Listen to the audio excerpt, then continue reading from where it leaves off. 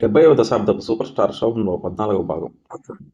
94 ఏళ్ల హైదరాబాద్ నగర సినీ చరిత్రలో కేవలం 4 ఏళ్లలోనే 3 సంవత్సరాలు ప్రతి సంవత్సరం 3 చిత్రాలు డైరెక్ట్ 100 రోజులు ప్రదర్శించబడి 94 ఏళ్ల హైదరాబాద్ తెలుగు చలనచిత్ర చరిత్రకే తిరుగులేని రికార్డు. 1972, 1974, 1975. సెకండ్ బెస్ట్ మెగాస్టార్ 9 ఏళ్లలో 1982, 1988, 1990. హైదరాబాద్ నగర చరిత్రలో మొదటి 3 సార్లు ఒకే సంవత్సరంలో 3 శతదినోత్సవ చిత్రాలు డైరెక్ట్ శతదినోత్సవ చిత్రాలు గల తొలి హీరో కూడా హీమ్యాన్ శోభన్ బాబే.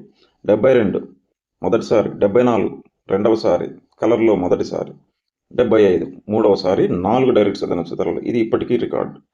నెల్లూరులో ఒకే సంవత్సరంలో 3 డైరెక్ట్ శతదినోత్సవ కలర్ చిత్రాలు గల తొలి హీరో హీమ్యాన్. విజయవాడ, విశాఖపట్నం, రాజమండ్రి కేంద్రాలలో 2 సార్లు ఒకే దశాబ్దంలో కలర్ డైరెక్ట్ శతదినోత్సవ చిత్రాలు గల తొలి హీరో హీమ్యాన్. 70వ దశాబ్దంలో ఏకైక. 70వ దశాబ్దంలో ఒకే సంవత్సరంలో కేవలం 2 వారాల గ్యాప్లో 2 బ్లాక్ అండ్ వైట్ చిత్రాలు విడుదలై 5 కేంద్రాల్లో డైరెక్ట్ 100 రోజులు ప్రదర్శించబడి ఆల్ టైమ్ రికార్డ్. జీవనతరంగాలు, శారద.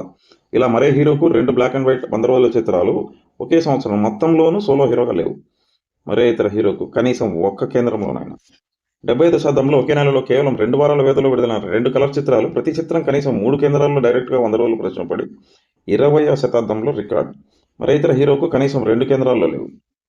70వ దశాబ్దంలో బ్లాక్ అండ్ వైట్ చిత్రాల్లో ఏసీ థియేటర్లో డైరెక్ట్గా 100 రోజులు ప్రదర్శించబడిన 3 చిత్రాలు గల ఏకైక హీరో హీమ్యాన్ మాత్రమే. కాలం మారింది వెంకటేష్ 70 ఏసీ, జీవనతరంగాలు రాజమండ్రి ఊరస్ ఏసీ, శారద కాకినాడ స్వప్న ఏసీ. ఇలా ఒక్క చిత్రం ఉన్న ఏకైక హీరో ఇతర హీరోలలో రెబల్ స్టార్ మాత్రమే. గాంధీ పుట్టిన దేశం. గమనిక: 2 వారాల గ్యాప్లో విడుదలైన 2 కలర్ చిత్రాలు అక్టోబర్ 1979లో మండే గుండెలు మరియు గోరింటాకు.